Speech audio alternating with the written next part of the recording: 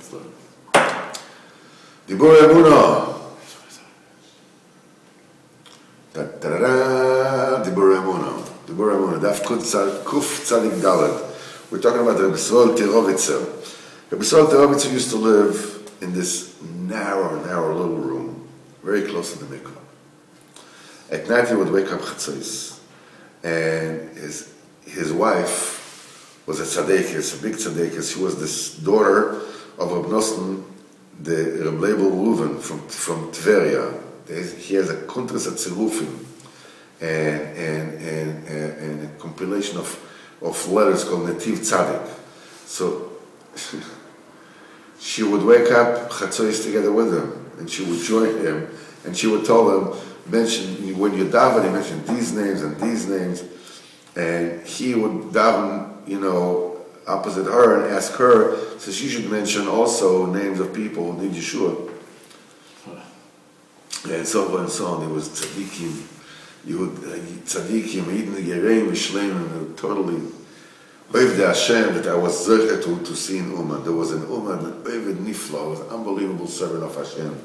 Rabbi Yankel Zhitomir, Olav Shalom, used to say that even if he would have been in the time of Baal Shem Tov, he still would have been an original, outstanding, original in his avodas.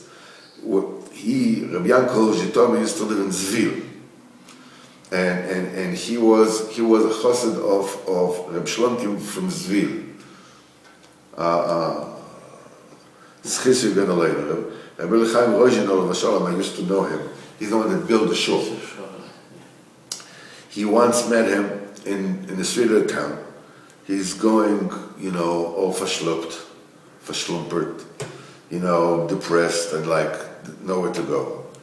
And he told him, come with me to Uman. And he went with him to Uman. And he sat in Uman, he settled in Uman, and he became one of the biggest Oivdei Hashem in Anash. Until they said that in his avodas, especially with his chesed, with his charity, he would have been a chiddush even in the time of the Baal Shem Tov. And since I already talked to him, I will remember the chesed he did with me and my family. To be b'schus olam. When I sat in the jail, in the communist jail, my wife was alone at home. Once she slipped and she fell and she broke her hand. So for that, she had to be in bed.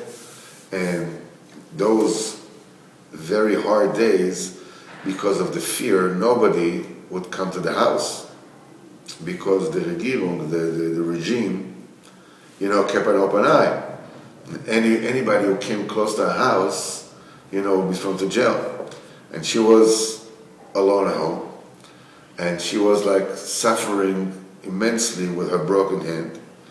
And all her relatives and all her friends are afraid to come to the house to help her in any way. Nobody can give her food. She's closed off. Nobody's coming in, nobody's going out. She's like a leper. So it was Rabbi Yankel Zhitomir that came to her aid. He says, I'm not going to let the situation continue. And he put himself in gewaltige danger. And he would come to this band household every single day to ask what she needs.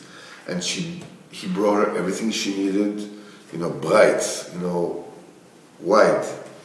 If not Rabbi Yankel, the good shaliach, chas v'chalei, she could have died from hunger, nobody would have known.